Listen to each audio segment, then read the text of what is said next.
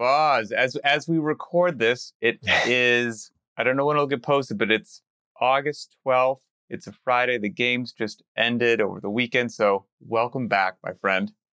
What day is it? Is it a weekday? Yeah. Have you recovered on sleep? Yes. I have to say, man, I've been pretty. I don't know what you describe it as. My wife says low chi. So I've been pretty low energy. Today I actually got up and went for a bike ride. Did a little neighborhood loop to the local coffee shop. Had a cup of coffee. Nice little cruisy little bike ride to start the day. So that felt good. It's the most physical activity I've done since getting home. First 2 days I was a mess. So I can believe it. Just wrecked. But I feel pretty good now. So the goal for today's show, I think everybody will enjoy it, is just a casual, fun walk through the events that get programmed at the games. You know, we've said before, This is not a show about the competitive side of CrossFit. And I don't know what episode this is going to be, 70 something. And so the overwhelming majority, we don't go down this hole. But I think this is going to be more, not so much talking about any specific competitor or any sort of a judging thing. It's just, let's just chat programming, because programming applies to the individual garage goer, the affiliate owner, or somebody who loves watching a competition. So we'll just chat about the events. Yeah, I love it. And, it was really my pleasure to be put in the hot seat to come up with and curate this year's games. And it was important to me that all competitors had some of the challenge that we associate with the games. You know, the teams, the age groupers, the adaptive athletes, all of them got a taste of some of the unique elements. And that's not always been the case in the past. So that was a lot of fun too, to see some of those competitors in the divisions that don't get quite as much spotlight tackle some of these challenges. And that was a real point of pride for me, was to give those people an opportunity to play with some of these unique elements. I don't know if you had a chance to see it, but the 65 plus women, they got an opportunity on the pegboard. They had the line and they had to start with the pegs below the line. I didn't see that. Yeah, so they didn't do the full climb, but they got, pegs below the line, pegs above the line, pegs back below the line. That was a rep. So they had some skills that they had to practice on there that they probably hadn't, done before. Everybody did the parallel bar traverses, stuff like that, which I think is exactly what the games is for. You don't show up to the games to do another thruster pull-up workout. I mean, that's great too. There's nothing wrong with those. Those are amazing. But you got to stretch a little bit when you get to the big show. So somebody posted in my affiliates private Facebook group, I can't remember the woman's name, but it was a master's athlete, a female. And I think it was, if not the top division, the oldest division, it must have been right below it. And she was doing, I want to say, unless they were wrong, they posted it was like an 85-pound squat clean, and, on their version of whatever Elizabeth happened to be. And, my community just went bananas saying like, yes, like this is what it's all about. Like if at that age, I'm still, having an explosive hip opening and doing any version of a squat clean, I have won at life. And I was like, absolutely. 100%. Yep. So I tell those competitors all the time, I'm like, I want to be you when I grow up. That's the goal right there. Again, some of those older competitors in the top divisions, they're all doing weighted pull-ups. They're all front squatting heavy. They're all getting after it on all of the stuff that you would expect. I love seeing it. Oh, and one of the coolest things too was, we did this all division swim test, and there was an adaptive woman who, based on her score, she would have been, in the mid-20s placement wise in the open female division. I did see that. As a lower extremity adaptive athlete. I mean, how cool is that? So there's lots of fun stories that are coming out as we get a little further away from competition. And I'm sure the more will. So it's it was a blast to watch. It was a blast to watch. So a tip of the cap. Thanks. And let's, I liked it overall. I've got a couple things that we can chat about it on various things. I'm also happy I want to hear obviously what you have to say. So let's start. The first one that came out of Don't softball me, Pat. Don't softball me. If you got, I need to. The first one that came out of the pipe. Let's hear it. Bike to work. When I bring that one up to you, what resonates to the forefront of your mind? So if anyone at home is unfamiliar with it, it's 4 time 75 toes to bar. Everyone loves to start off with a set of that. Then a 5-mile bike ride, come back in, 75 chest to bar pull-ups, and then finally one more 5-mile bike ride. Yep. So straight up stamina test. I mean, this is one that, I think riding a bike is a fundamental activity if you want to call yourself fit. I think it's on par with learning to swim, learning to run. It's just one of those modes of transport that I think everybody should be well versed in. We try to simulate that in the gym often enough with assault bikes and C2 bikes and echo bikes and all that. But the real thing has to be tested if you want to call yourself the fittest. So always fun to get those guys out there on a longer course. So just straight stamina test. And I wanted it to be a stamina test without a weightlifting component because there's so much of that comes out later on. And it's such an easy fallback. Not that there's a bad...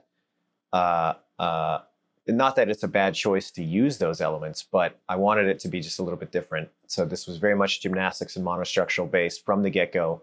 And there are various types of strength. It doesn't just have to be a barbell. Yep. You can demonstrate plenty of strength somewhere else. And again, my community was going wild the whole time this has popped up, and there was great interaction going on. Oh, that's cool. In our Facebook group and whatnot. When this popped up, I was just like, hey, you've got to do this stuff. Right? I mean, this is just big chunks of work. Think of a big chunk of work. Chipper sets of 75 on the toes to bar and the chest bar.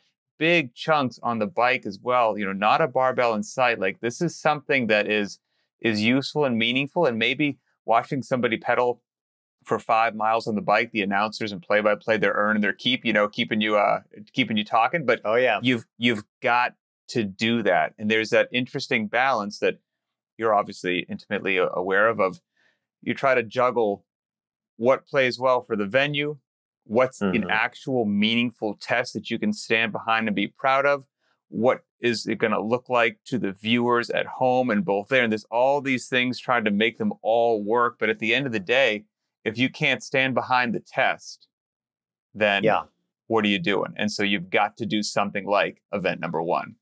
Yeah, for sure. And, it's funny. I heard a few people say they wish it was 100 and 100 on the gymnastics movements. Really?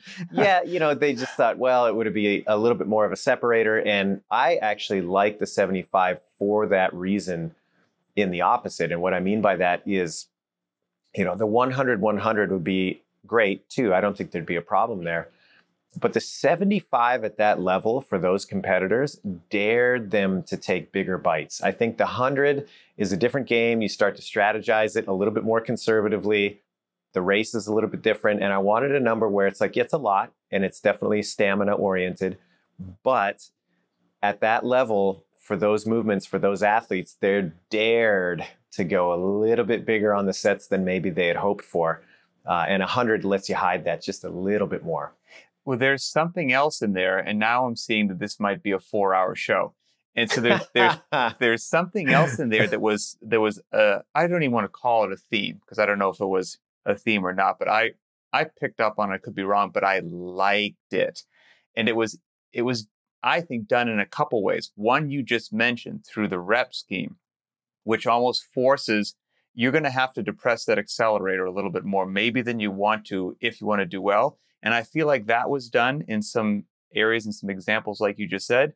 And then in some other places more deliberately, just like, this is an aggressive time cap. Oh, yeah. Like if you're not going to dilly-dally. And so you can make a workout, give a generous time cap. You can make the same workout, give an aggressive time cap. And without changing anything about the actual workout, you have changed the atmosphere and the environment and the strategy. And I liked seeing that personally. So, it was cool. And within that day, you could see that theme.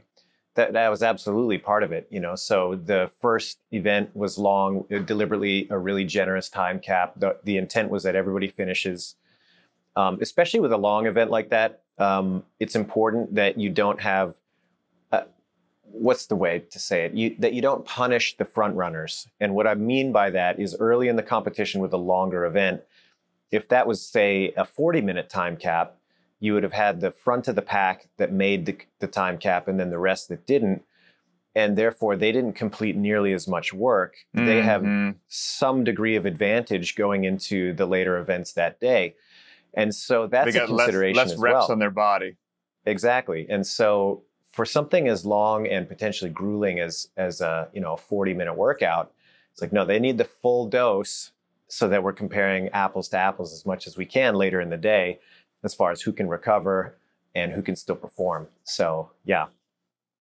So we had that to kick it off on August 3rd. Then we went into a workout that's just got some chatter about it, if you will. This skill speed medley.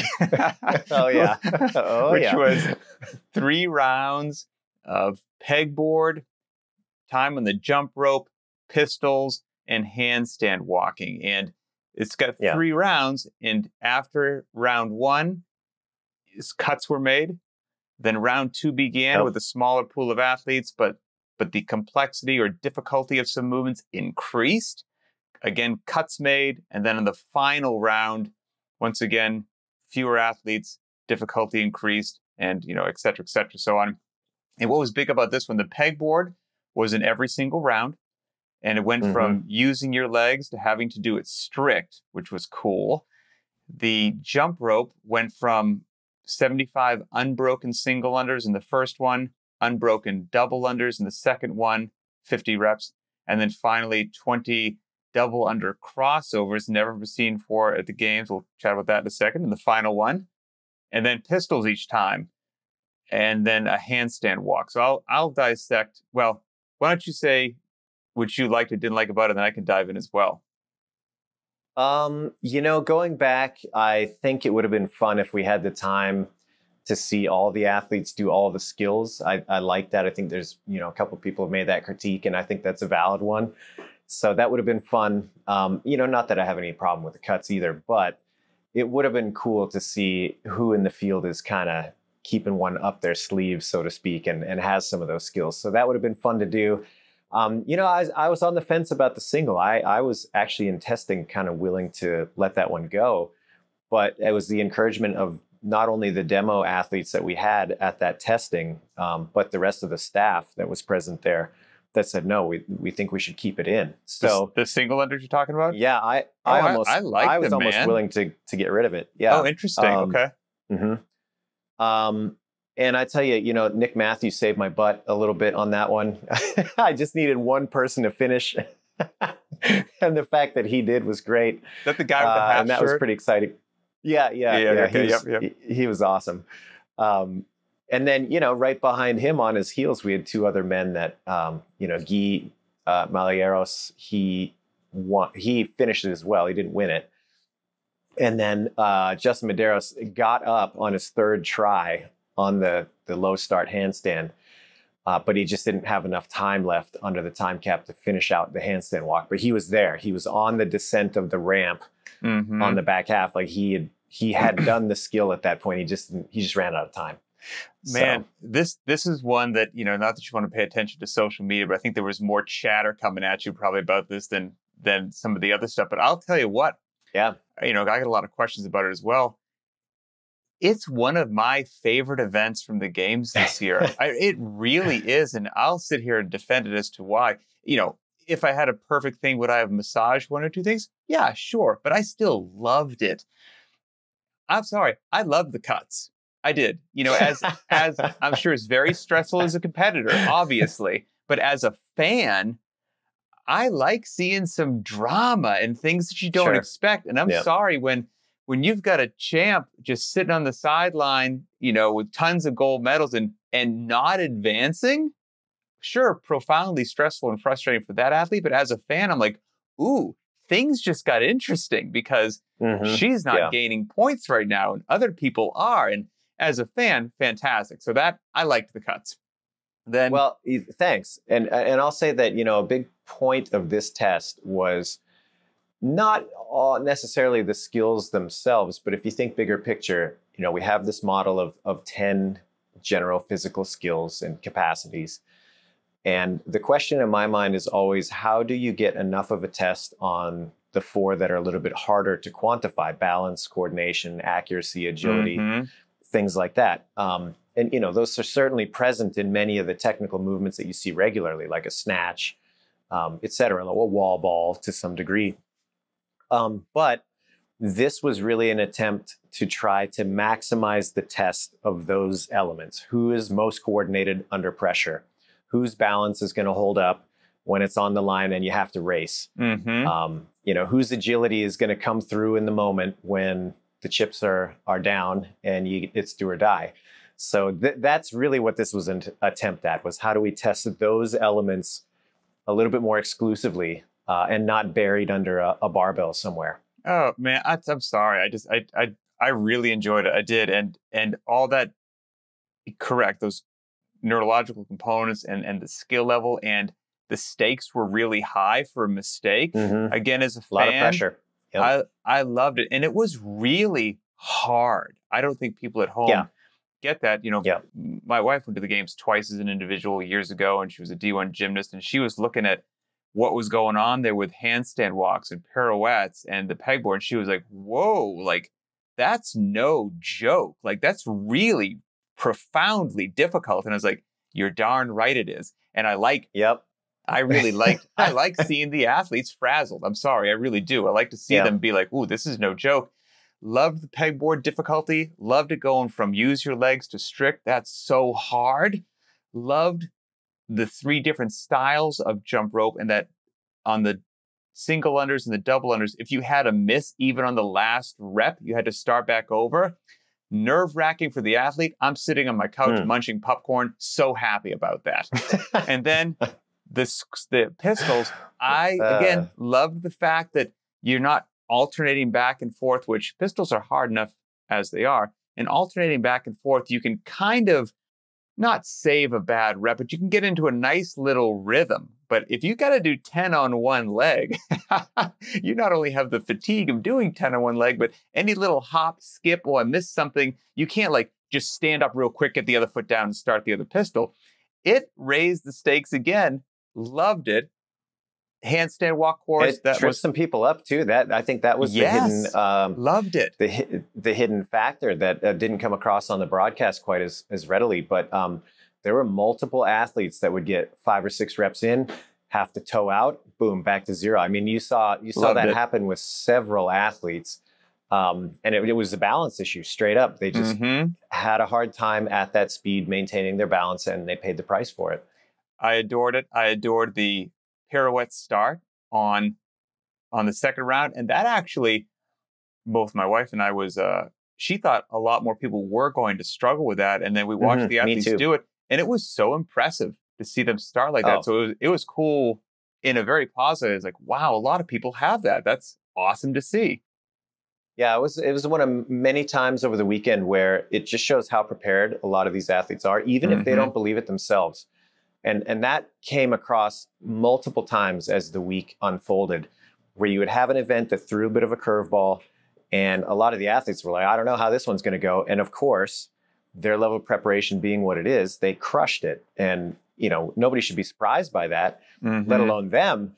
But that's the name of the game. The name of the game isn't what can I do that's straight down the pipe and a home run pitch for me. The name of the game is who can adapt to those little bits and pieces, and who really is the most generally physically prepared to take it all on.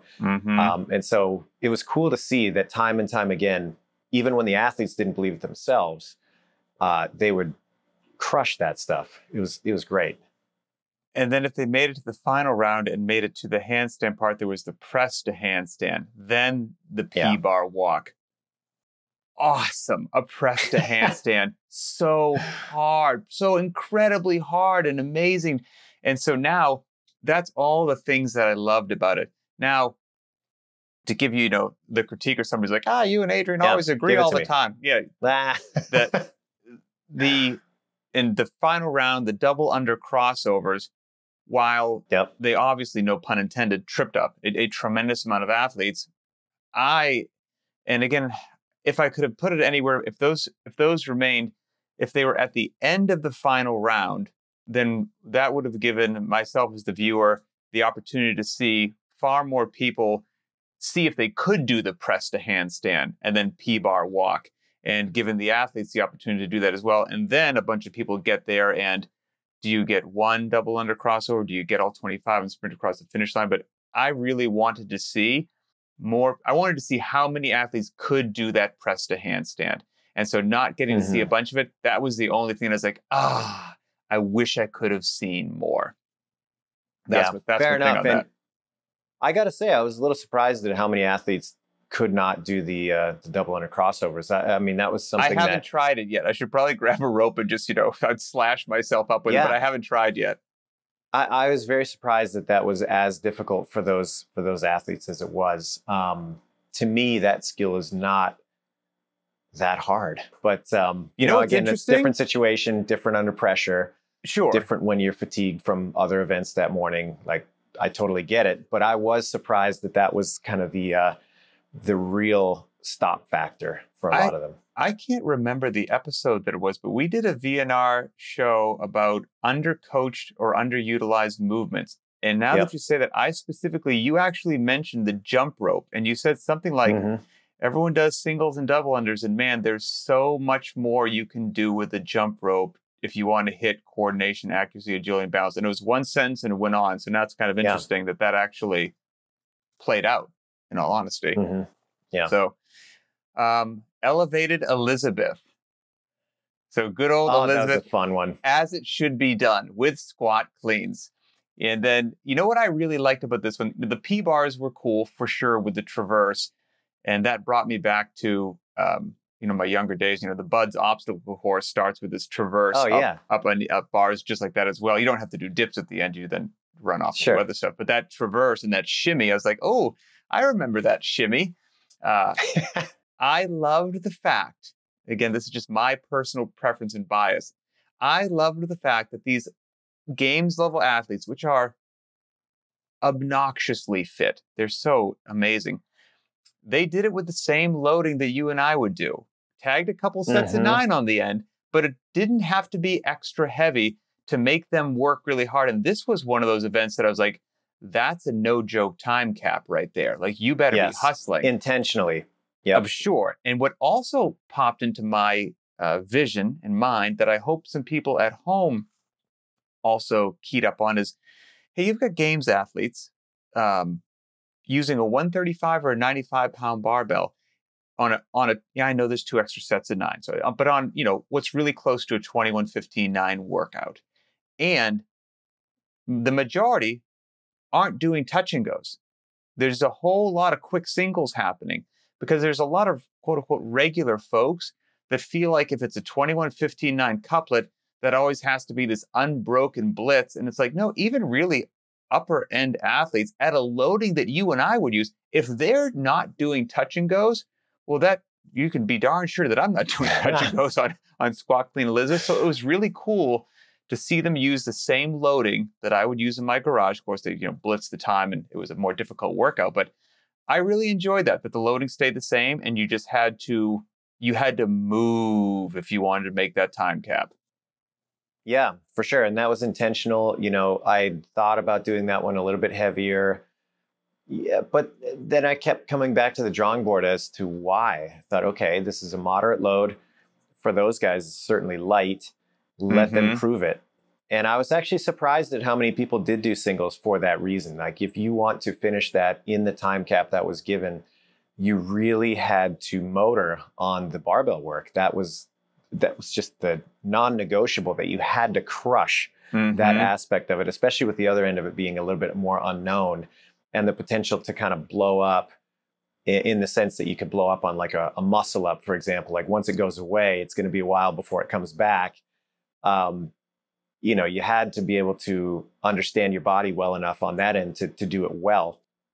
But that was the whole point, was, okay, you saying to me that this is, quote, light, prove it. Let's see it. Let's see you go for it. And I like the some athletes rose to it, some didn't. Yeah. I think one of the announcers mentioned, because it may not be obvious to the viewer at home, but one of the announcers mentioned, if I have my numbers correct, that by the end of the event, all the P-bar traversing added up to about 150 feet. That's half I think Chase mentioned field. that. Yeah. That's not insignificant. No joke. Yeah, no joke. That's a big Yep. deal. So that was cool. And it really takes it out of your triceps, like to remain locked out and to, push yourself along. It's a smoker. Well, and again, moving well is going to pay off. You saw people Yep. that had some sort of gymnastics background, and they had a beautiful little using the rhythm of their body to help propel them Yep. forward. And then Stay other tight. people were, exerting themselves a lot more. So it was cool. Well, and actually having done that one, so I did the age group version of that when we were at testing week, and we were done for the day. Todd Widman and I, and other people did too, but yeah, Todd and I went kind of head to head and did the age group version, which was just 21, 15, 9 squat cleans and then 7, 5, 3 traverses, no dips. Okay. And even with just that traverse, I mean, you are lit up by the end of it. And I'll tell you what was surprising to me, and I'm relatively familiar with that as an element. My trunk was lit up. Like my abs were smoked after that. Just having to stabilize yourself and control your body. I was really surprised actually at how much of a toll that took on the trunk. Interesting. But, I enjoyed that as well. The weather didn't, do you any favors that day. So you had a bump it event one day. You did. It kind of did though. Oh, in the hindsight 2020. Yeah, the silver lining was that, if it was raining, we were going to do a modified version with push presses. I don't think it would have been nearly the same effect. So, the saving grace of having a lightning storm roll through that we had to shut down the campus. It's like, well, at least now we can do this as intended. And, the athletes are going to be relatively fresh in the sense that they didn't have anything before or after that event. So they could really throw themselves into it. So, in the scheme of things, I mean, you never want for a weather delay like that, but it worked out pretty well, all things considered. Gave the fans something on August 4th to get out there and watch, which is there you cool. Go. That was the shuttle to overhead, and that was with it's one of my favorite events. Just a 300-pound barbell for the women, men, a 200 for the women. You had these blocks of time in which you had to run, and then in the remaining time, get as many jerks as you could. First one is a 2-minute window, run a 400, max jerks in time remaining. You get a minute rest. Then in a 3-minute window, 600-meter run, max jerks in time remaining.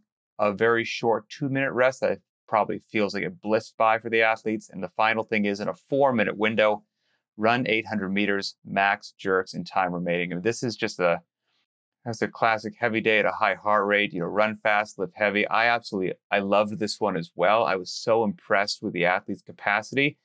And correct me if I'm wrong, but the scoring on this, the run counted, right? Okay, 100 points for the fastest runner and 100 points for most lifts. I like that. So if you could do a couple of things. Number one, if you truly were looking to be on the podium, you had to maximize your opportunities in both and therefore be very, very well-rounded. And we did see that. We saw, Tia and Ricky Garrard both scored really well in both elements, which I think is so impressive to be among the fastest runners and among the most absolutely the most reps. I mean, that's crazy range. So that was one thing. And then it also gave the opportunity to some people that knew they were going to have a weakness somewhere. It's like, okay, well, I can sell the farm trying to get the run score, trying to get the lift score, whichever end of the spectrum favored them. But to me, this is like so classic CrossFit. It's like, it's not enough to just be the house that can lift that barbell all day long. It's not enough to be the little waif that can just blitz on the run, but can't lift anything. You got to have it all. And this is an event particularly that I encourage everybody to try a version of this on your own. Like, figure out a weight that you're comfortable putting over your head, mark out some run courses, and do a version of this workout. Because what those guys were doing out there, I think, was totally lost on some of the spectators as to just how difficult it is to run an uncomfortable 800. I mean, we're not talking PR pace, but an uncomfortable 800 into like a 90% plus lift for reps. The demand of that is I mean, it's crazy how capable they were. I fully agree. It was, and I love the fact that if you wanted to do well, like really well, like you're saying, like take a shot at the podium well, you couldn't sandbag either. You couldn't use the run No, as a quote unquote comfortable time to recover for the barbell. You had to exert no, yourself on no both. time, no Uh, time for that. I love things that make the monostructural parts matter. I really Hmm. do, because so often it's easy to have those be the time that I'm going to regain myself so I can show the world I'm a barbell hero, which is fun to watch as Yep. well. But I like seeing it matter. So that was a really cool event, and they're just so strong. It's unbelievable. Um, Yeah, and it's funny. I was very, on a personal level, I was really proud of just the time that we'd put into crafting this one, because I was saying it all the way up. There was people that were concerned, maybe it's too heavy. Maybe we should let them get more reps. Maybe we should do this or that. Maybe extend the time caps a little bit, whatever. And I was really staunch about this one because I knew that we had tested it a ton. mm-hmm. And I was calling it all week. I said 20 reps wins this thing. If you can get 20 reps, you win. And on the men's side, Jeff Adler got 19. Was it Adler? Yeah. Jeez, that guy's got 19. beast. And on the women, Tia got it at 18. So I was like right there on my prediction. So I was really happy about that it worked out about the way I thought it would. I could have got you 20 with an empty barbell. That's about it. It was incredible, I'll tell man. you what was really fun. Early in the week, we had the judges rehearsal. This was on Monday or Tuesday. I can't remember which day, like before competition started. And we were out there rehearsing, and they were taking the field as judges. And then we had mock athletes, and we had a heat of mock athletes as judges. And it was a bunch of male judges, and they did the first 400, and then they were lifting the 200-pound bar. So they were using the women's weights after that 400, and they all came off of that first round just looking at me like, we are smoked. You mean you want me to do it again? Right. So it's great. As is so often the case, it's the best of the best in almost any sport that make it look easy. And you just don't know. Yep. Luckily, being a CrossFitter, you get an idea that you're like, oh, what's on the bar? Yeah. Oh, what was the run pace? Yep. But if you're unfamiliar with it, you're just like, oh, it looks like they went for a jog and did some shoulder press. And it's like, no. I cannot emphasize enough how I think everybody should try a version of this workout. And it's really easy to set up. Don't worry about a time cap. All you do is have the distances 4, 6, 8. And if you're concerned that you can't make that time cap, fine, don't worry about it. Run those distances and then give yourself between 30 and 45 seconds to get reps once your run is done. And just run it that way and see what the effect is, because it is hard work. Enjoy the experience. Yeah. Then we move on to August 5th, which, by the way, this one, talk about a beautiful event, the Capitol.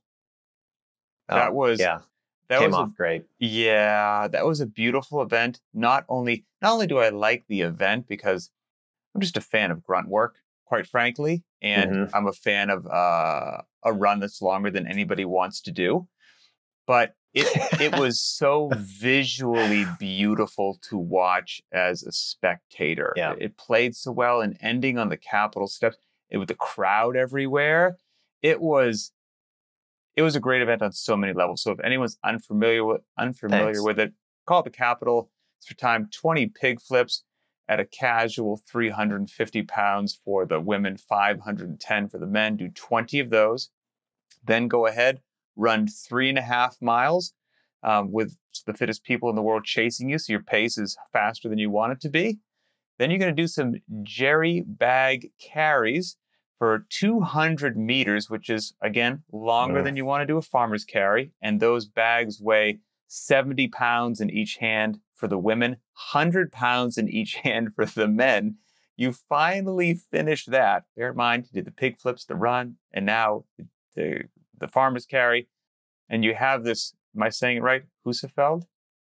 Yep, the Husafeld stone, yeah. The Husafeld carry. So the Husafeld stone is this very world-famous stone in the strongman world. And it was mimicked with a bag that had to be carried in like a front bear hug sort of a position. And that bag weighed 150 pounds for the women and 200 pounds for the men. And they had to end with a 200-meter carry up a flight of stairs. Talk about a long, grueling, and again, we spoke about it earlier, where you can show me that you're strong without having a barbell in your hand. You weren't going to do well Yeah. at this event and be weak. That's for No. darn sure. But Yeah. you also had to have legs and lungs for that 3.5-mile run at the end. So I really enjoyed this one on a whole bunch of levels. So very, very well done. That was my take as a fan of programming and as an observer. What was your take on the event? It came off so well. I mean, I was really, really excited about this one. You know, as soon as we got the green light that yes, we could do it, I was like, oh man, this is, you know, we got to get this one right. So same thing. We tested all the elements a lot. We mocked it up. We couldn't do the actual course just due to the logistics of it until race day. So that was a little bit anxiety inducing. We did our best to mock it up around the Alliant Energy Center in testing. We did our best to test each of the elements on their own so that we'd have an accurate idea of what the totality was going to be. But it was a bit of a nerve-wracking race in the sense that we'd never done it actually until it was time to go. So that was a little bit hairy, a little anxiety inducing, but it came off great. And I think the real hidden gem in this is the stairs. I think stairs and hills are elements that are so underrated both in training and testing fitness that when you can use them, you should. I think there's so much utility and it's so different than just going in a straight line horizontally, like that vertical displacement. It is a huge game changer. And I mean, you saw that. You saw some people navigate those stairs pretty well. You saw some people really struggle with that once it was time to finish. And what was the woman's name that came in at the end there? The whole crowd rallied around her. Yeah. Rebecca Fusilier. Oh, or Fusilier. That image will be one of the most iconic images, period. It was awesome.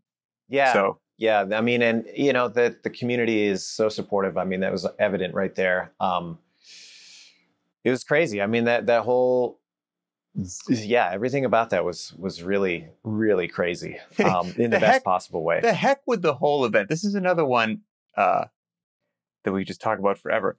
The heck with the whole event. I mean, the pig flips are hard enough. A 3.5-mile run at that pace is hard enough. The farmer's carry.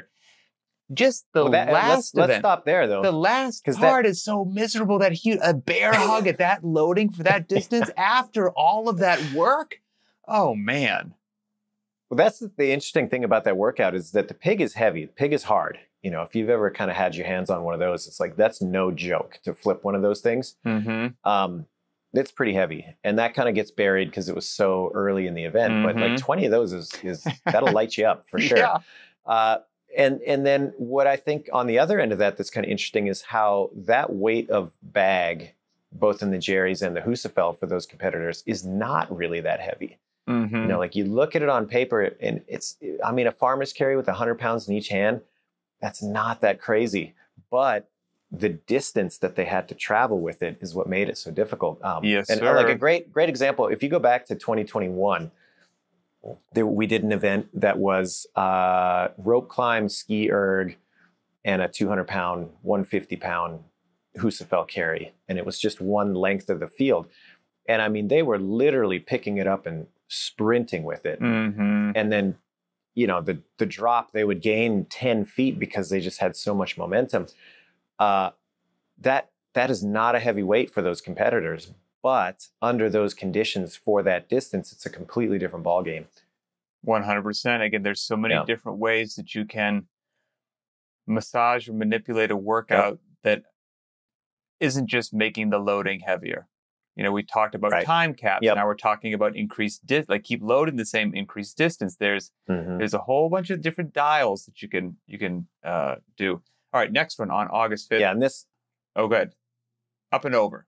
Well, I was just going to say that was another deliberately generous time cap. In fact, there was no time cap because it was important that everybody get the full dose of that so that nobody's at a greater advantage because they got cut halfway through it. And, you know, let's say that you got cut somewhere out on the track, you never even got to the Husafell stone. I mean, that's a big advantage coming Your into the next central event. nervous system does not feel the Oh, same as yeah. everybody else's.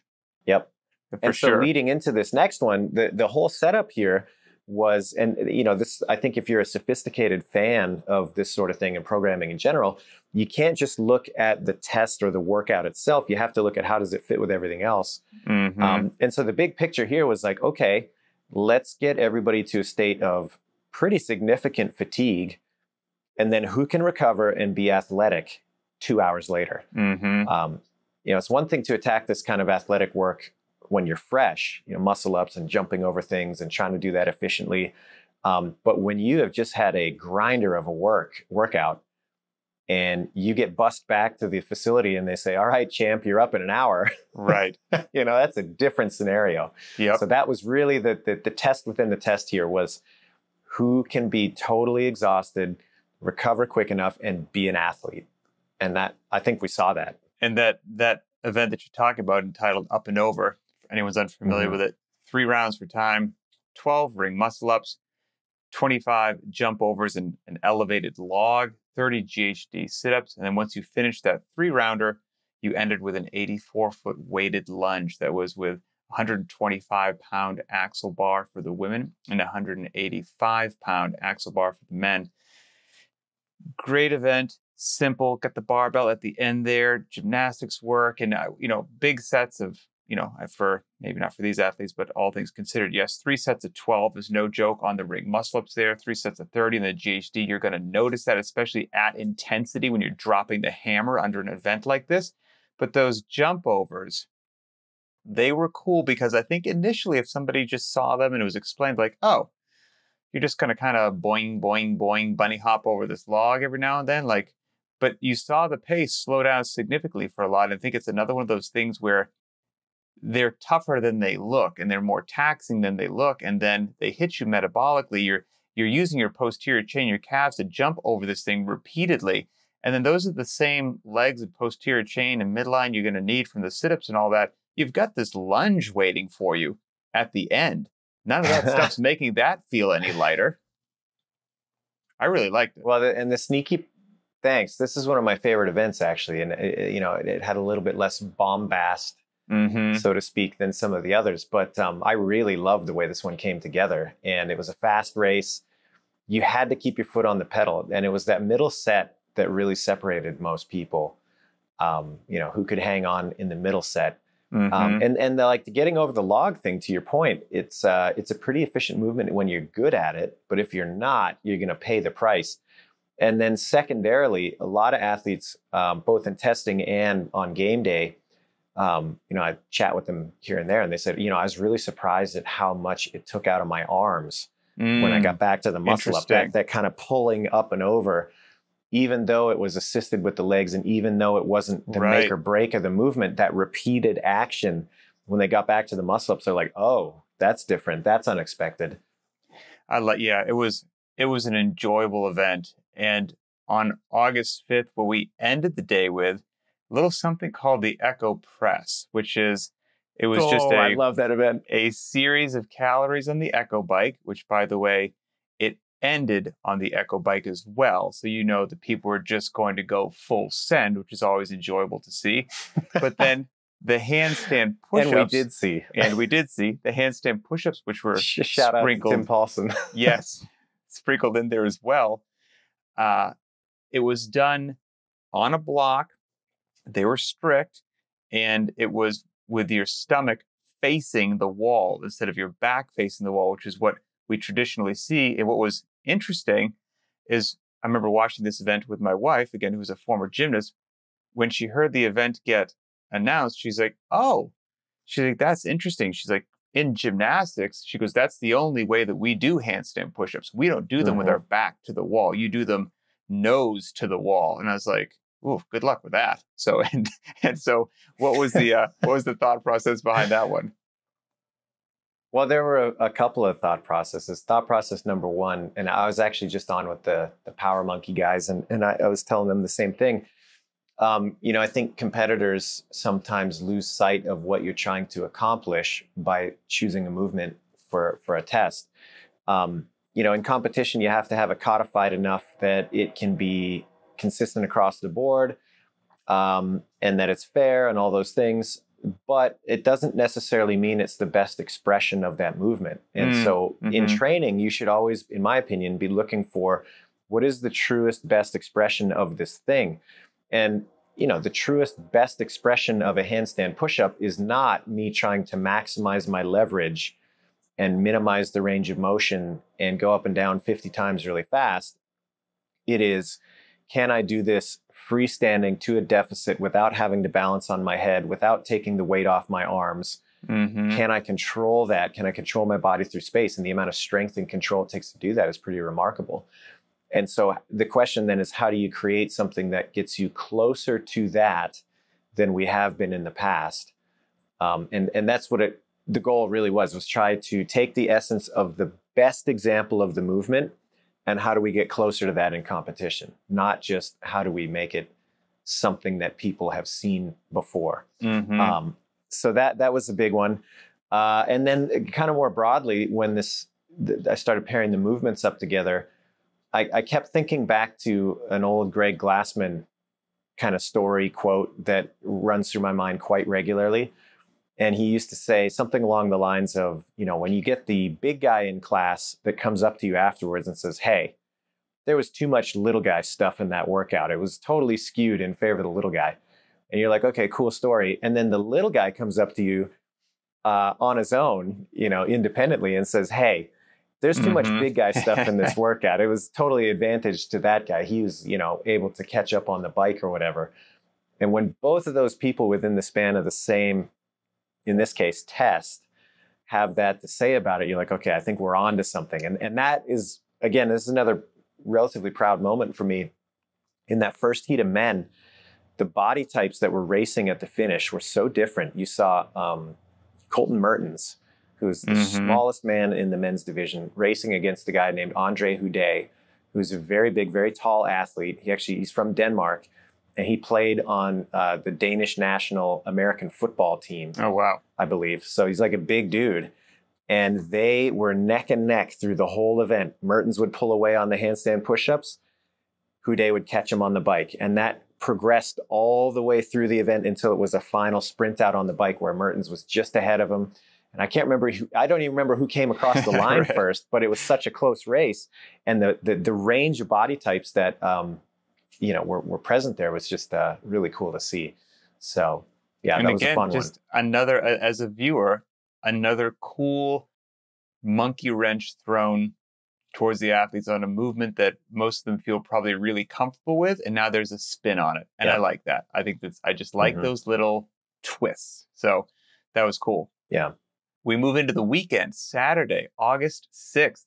Oh yeah. Rinse and repeat, hitting the pool. Every 2 minutes, you've got to do a 50-yard swim. Then you get 8 calories on the ski erg. However, of course, it's just not that simple. Add 2 calories every round for 6 rounds. And then if you make it that far, complete as many calories as possible for rounds 7 and 8. That sounds appropriately miserable. Yes. And I would encourage everybody, we posted this on the main site as the workout of the day, Friday night, going into Saturday, once the test had been announced. And, you know, obviously not everybody's got access to a pool and a ski erg that they can put on the pool deck, but there's a dry land version that was posted that is just running and burpees. And I would encourage any of you to give this one a shot. It's so simple. It's a great one to keep in the back pocket if you're on a camping trip or, you know, vacation or whatever. It doesn't take any equipment. And it gets tough in a hurry. This is another one that Todd Widman and I had a chance to test. We went in for the final pool check on Friday night. And, you know, we talked to some of the technical guys there and made sure the setup was what it was supposed to be. And we just kind of looked at each other and we said, you want to? And he said, yeah. And I said, okay, let's go. And so we shirts off, no warm up, straight in on the first round. Nice. And I tell you, we finished that first round and we looked at each other and we just thought, oh no, what have we done? It's going to be bad. It catches up quick. So it really highlights who is comfortable swimming, because if you are not comfortable swimming, you are going to be so blown up by the time you get back to the ski erg. It's going to be really difficult for you to continue meeting the bell. If you're smooth in the water, you'll get out and you'll pass that part of the test, no problem. And then it's all about who's got the guts at the finish. But it really does highlight who's put the time in at the pool, which that's a huge, on a personal level, I'm a terrible swimmer. I need a lot more work there. And comfortable in the water can mean a couple different things, right? I've got some swimming in my background, and there's people who could be good swimmers, very technique is on point and all that. And there's a different sort of comfort level in the water where you don't mind jumping in the water when you're already hyperventilating, burying your face in the water, borderline panic breathing, and still getting the job done. That's another type of comfort level in the water. And I think there was a nice mixture of both in this. It's like you had to be a proficient swimmer, but it also really benefited you to be comfortable in the water when you couldn't catch your breath. I mean, it was very cool. Yeah, and it was important. This was an all-division test. It was the first time we've ever done a test like this where everybody at the CrossFit Games did exactly the same thing. Nice. Men, women, adaptive athletes, age group athletes, team athletes, they all did the same thing. And, there's some pretty cool stories that are starting to emerge from that. So it's fun to do. And that was one of the most impressive moments of the weekend for me was seeing the top men and women and the teams on their second to final round. So they had just finished an all-out max calorie effort on the ski erg with their time remaining. Every single one of them was maximizing their time. They would go right until the beep. And then without hesitation, basically from the C2 platform, not even the edge of the pool deck, they were just right back in the water, no hesitation. I thought, that's wow. Awesome. That's impressive. It really was. I mean, just fearless and fit and gritty. I mean, it was so cool to see that. The things that you do in competition. Hey, there are points on the line. Man. Yep. So we went from that to a workout entitled Hat Trick, short and sharp. Yep. This was 3 rounds for total time. And there's going to be a 4-minute rest between each round. And one round was you sprint to the wall ball station, you do 20 wall ball shots, and then 6 dumbbell snatches. And for the listener at home or the viewer, you're like, well, that doesn't sound like a lot. A run to the wall ball station, only 20 reps, which, by the way, once again, wasn't with a heavier ball. It was with the ball that most of us use, 20 pounds for the men, 14 for the women. The twist there was a higher target. 12 feet for the men, which I would have to get a rocket and go into orbit to hit that. 11 feet for the women. So you do 20 wall balls like that. And again, in a short, sharp sprint, in my opinion, a mistake's going to be real costly. So your accuracy is you have to be that on point. And then 6 dumbbell snatches, 70-pound dumbbell for the women, 100-pound dumbbell for the men, and those were below parallel one-arm squat snatches. So short and sharp was me looking at this, and mistakes were costly. What was rolling through your head with the hat trick? Yeah, that's the whole point. There was no single element that you could win it on this particular test. The run wasn't long enough that you could really separate yourself. But if you didn't get there fast enough, it was really hard to catch up somewhere else. The wall ball, same thing. 20 reps for those competitors, they're all doing that unbroken. There's no question that you will do that set unbroken. But if you have a miss or a no rep in there at any point, it's very hard to catch up. And then same thing on the dumbbell. It's only 6 reps. There's not a lot of time. And you have to be so precise with the squat snatch with a dumbbell, especially a heavy dumbbell like that, that if you miss, you're going to get passed by 2 or 3 of your competitors just for that one mistake. And so again, a really pressure style event where the highlight wasn't so much on strength or stamina, but certainly power, accuracy, flexibility, coordination. If you lacked any of those things for a second in this workout, it was going to cost you. And that was really what I wanted to draw out, was how do you hammer those elements and make that at the forefront. It's always fun to watch as a spectator where the pace is go. That's the pace. Has to be. Has to be full send, go. And ideally like seeing riding that line where I'm at the razor's edge, where Yep. I hit the wall ball target every time. If I was going slower, somebody pulled ahead. If I'm going faster, I miss it. But I am leaving it all out there. And then you can't jog to the dumbbell. You to get Nope. there, because 2 seconds is a huge deal in this workout. So it was cool. Well, I enjoyed it. And then you got to be perfect 3 times, right? So it's not enough to have a good run. You have to be able to repeat that run 2 more times. So a lot of pressure in this event, a lot of pressure to be really, really skillful on these things that, you know, every competitor can do them, but who can be flawless under the highest degree of pressure? And there were some folks that, you know, I saw miss a wall ball, which is about 2 seconds, you know, roughly. And that one miss, 2 seconds is a big deal. It's like, oh, they missed a wall ball. Like that's going to add up right there. So it was cool. Yep. The final event on August 6th. A little something entitled the sandbag ladder. So for anyone who's unfamiliar with it, it's just like it sounds. You've probably heard barbell ladders, snatch ladders, clean ladders. Basically a strength test, if you will. This is a 1 rep max. Sandbag starts on the ground. Get it onto your shoulder. For the women, the lightest bag was 160 pounds, and they went all the way up to 250. For the men, it started at 240 and ended, well, the last one out there initially was 340, but some guys were pretty strong and bumped that up a little bit. But that, I've got thoughts on it, but I'll let you start with this one, the sandbag ladder. I knew we had something when we did this in testing a few times, and we tested it at Rogue, and then we tested it again on site early pre-competition. And, you know, whenever we go and test, there's people around in the sense that we have, for example, you know, there's some signage staff that are working on some things, and there's medical staff that are kind of hanging out. Yeah, exactly. There's other athletes that are not necessarily involved directly in that test, but they're hanging out or getting warmed up for what's to come. And so you always have like a collection of people that aren't directly involved but are there. And both times that we did this, no matter what everybody else had going on, slowly but surely, they would all collect in a semicircle around what was happening, and they would stop whatever else they were doing. They'd be totally focused on this thing. And before you know it, they would all be cheering and encouraging and, you know, just without any sort of prompting.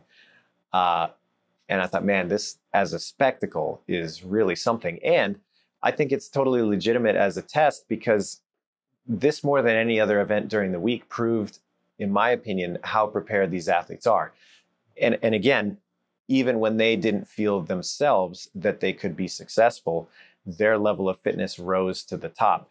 There were plenty of them that came up and said, hey, during warm-up, I was struggling. Like on the men's side, for example, they're like, I was struggling with the 250. And then I hit 320 out on the competition floor. Oh, yeah. And so, you know, the level of preparation that these guys have, even when they get thrown something that they're totally unfamiliar with, it rises up and it shows through. And that's exactly what this was meant to highlight, and it did. So very, very happy with the way this one came across. I dug it. Sandbags are fun. And I've got sandbags up to 250 pounds in my garage. And as I told you before we clicked on the video, the 250-pound sandbag, I only move that to get like the leaf blower behind it and blow the dust out. Then I roll it back against the wall. You know, I can lap the 250-pound sandbag, but it's not going anywhere other than that. Period. End of story. Yeah. I've got the 200-pound sandbag on my shoulder once in my life, and I almost shot my spine into orbit. Like it was just not, it was beyond my capacity. It was negligent on my part. The 150 I use regularly, and it's really heavy, but I can use the 150 for ground to shoulder.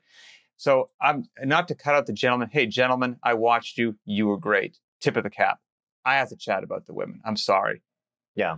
I sat on my couch, comfortably eating my dinner, watching this event go down with my jaw on the floor. Again, because I know what these sandbags feel like, specifically because I have them in my garage.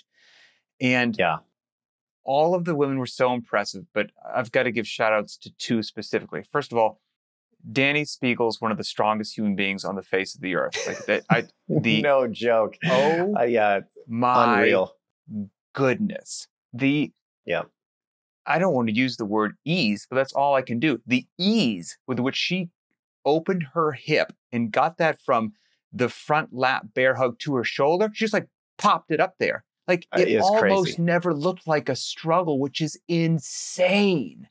So, Danny, wow. Now, you can help me out here if you remember. I can't remember the young woman who was going head to head with her up until the very end. Jacqueline Dahlstrom. Jacqueline Dahlstrom. Okay, if she does not have like an athlete shirt made, hopefully this isn't offensive. It should be like an ant. Can't an ant lift like 10 times its body weight or 100 times its body weight? She's obviously strong, obviously, but if you just looked at everybody, you wouldn't be like, oh, this person's going to battle to the end and lift this bag. The weight of the bag that she got up, and every time she got one, I'm like, oh, this is the last one. It's not going to go up. Yep. And the fight in that woman, she would wrestle and inch it up and get it to her shoulder time and time again. It's like, I can't believe she's advancing. And she kept going. She was so impressive to me. Absolutely. And that battle between her and Danny, it was awesome. So I loved watching it personally. Yeah, and that was what it was all about. And I think that visceral nature that you just described, where everybody can understand, even if they haven't done that specifically, they get how much time there is from picking the bag up to actually finally getting it on the shoulder. I mean, it's, this is a 20-second effort. Yes. All out. Like you understand that struggle. It's crazy. And I think that was one thing that might have been missed just a little bit, was the cumulative effect of, the top lifters in that particular event, they all put in 8, 9, 10 attempts. Mm-hmm. I said this before to somebody else, the average CrossFitter, hey, just spend a session where you get warmed up really well and you start approaching like 90% of your 1 rep max deadlift, and you just deadlift that once every 3 or 4 minutes for an hour. Right. And let me know how you're feeling at the end of it. And then take that feeling and say, all right, instead of just a deadlift, you've got this effort that's probably 3 to 5 times as long every single time you put your hands on the bar. We're not talking like a 3-4 second lift. We're talking like a 20-second all out. And you do that 10 times in a row. It's a completely different kind of fitness where you can keep coming back and meeting the bell for something like that. It's again, so impressive that these guys could just rise to it. They must have slept like the dead that night afterward. Their central nervous system just had the time under tension, and every muscle in your body is engaged in that. It probably felt like they wrestled a bear in the woods in a fight for their life, like it was crazy. So that was awesome. And now it brings us to the final day of competition, the alpaca. Sadly, we didn't get to see the rope climbs in that due to some weather, but we had sleds, we had kettlebell clean and jerks when you were loading and unloading the sleds. It was awesome as it was. I obviously wish that I would have been able to see the rope climbs as well, but Mother Nature didn't cooperate, because it's just a really cool combination of movements there. And the kettlebells were 32 kilograms for the gentlemen and a pair of 24s for the women. So we didn't get to see this event in its full splendor because of the rope climbs, but it still went off quite well. You as the programmer then seeing a modified version of it go down, what was going through your head? Yeah, I kind of had the insider knowledge that when we tested this, the rope climbs weren't the most significant element, although they were hard. And I think they were something people would focus on on paper. But the hardest part about this was the kettlebell work. That was always the longest portion of it. It was really binary on the rope climb. If you had the rope climb, you'd get through it, and the longest time was on the kettlebells, bar none.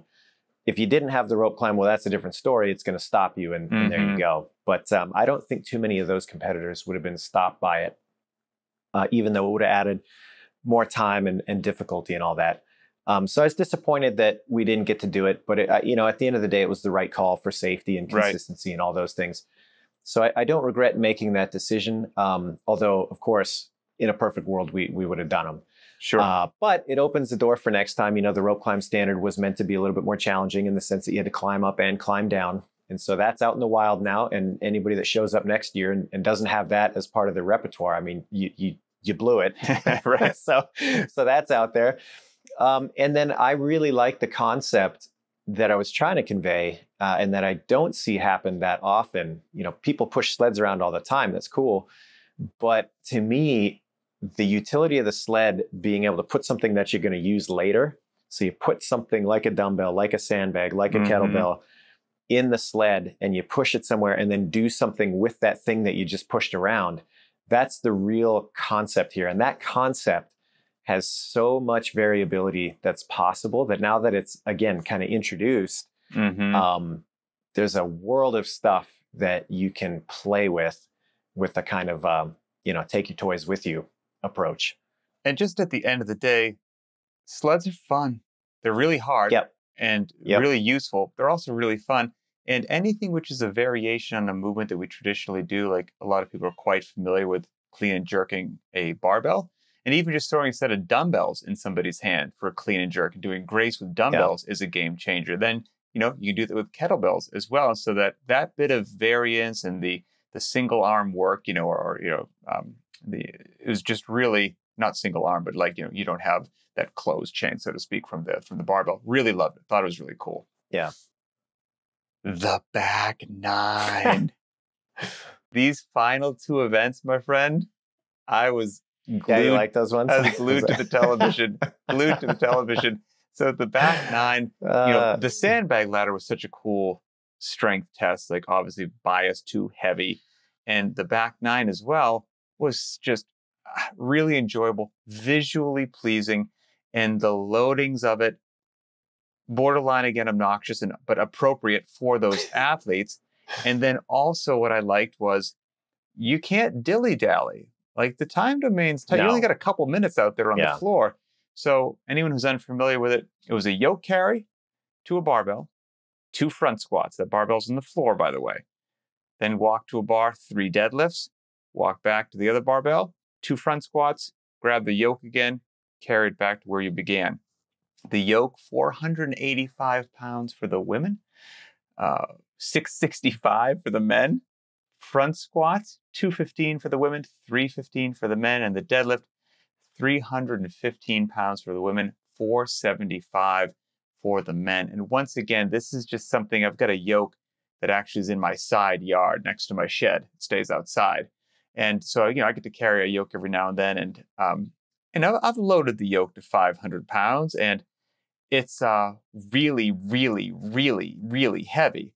And so 665 for the men, and I'm certainly not comparing myself to a games athlete, but watching the women move 485 and knowing what 500 pounds feels like on my 190 pound body, I was like, whoa, there's some strong human beings out there.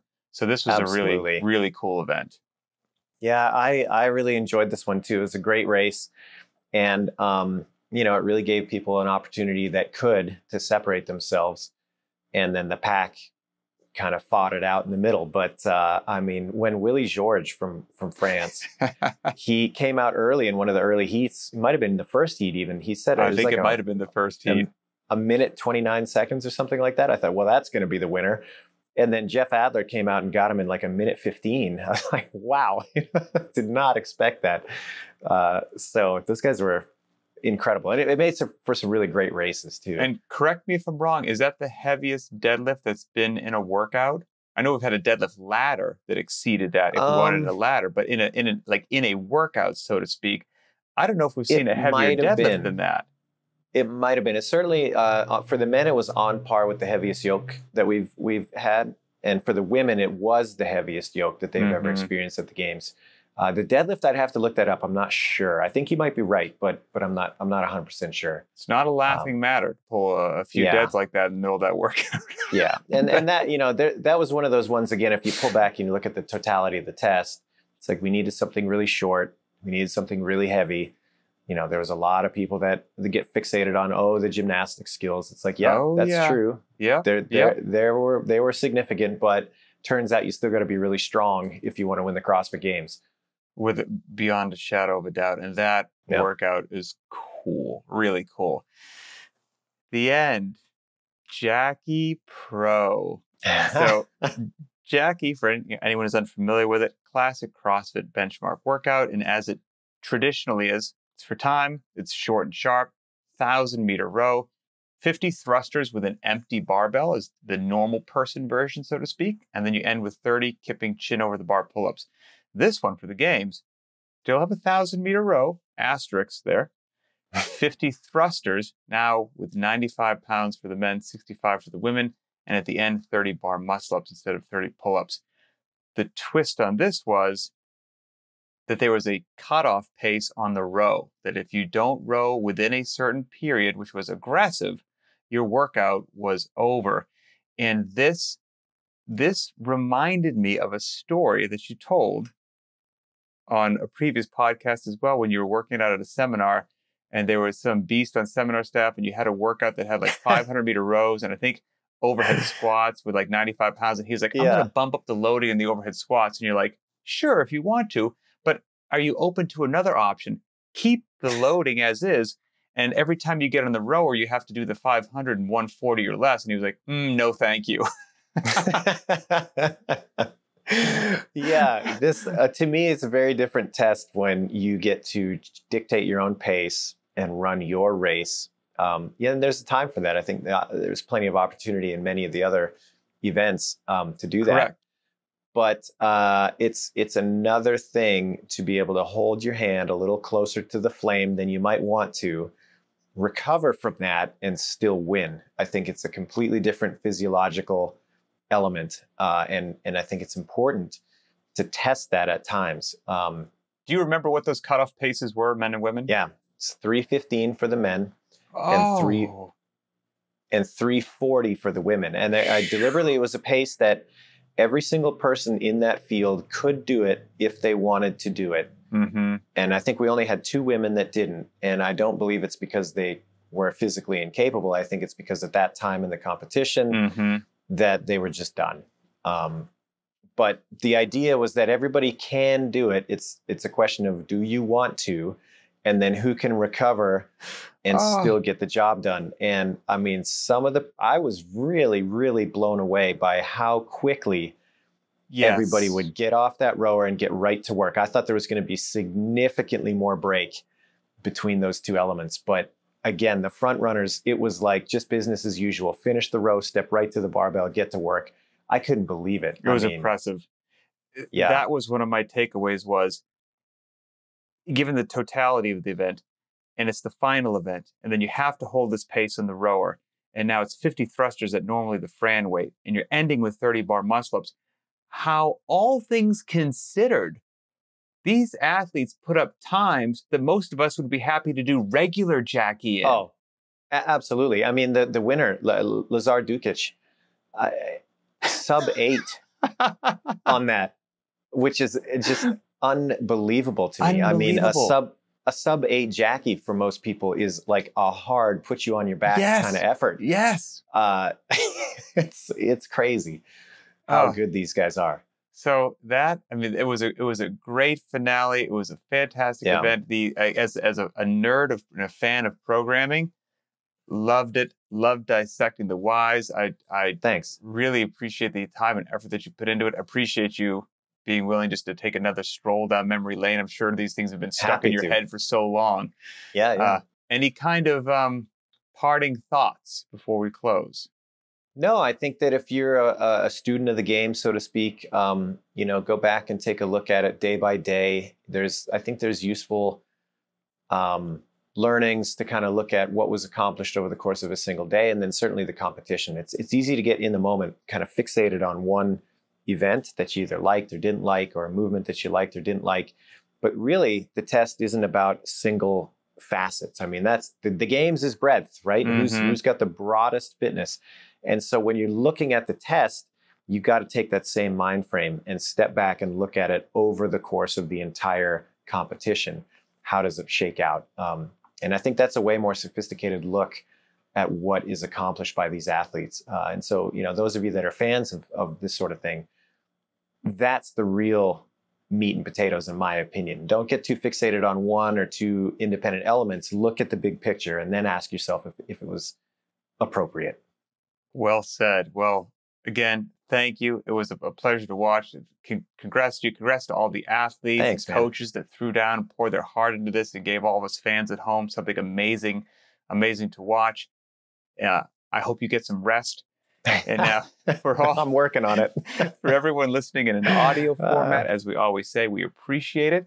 But we encourage you to go to the btwb YouTube channel, find this episode, and everyone's got comments about the games and events, right? Be it on the positive or the negative side, or somewhere in the middle, or what you loved, or anything, a special moment that you saw.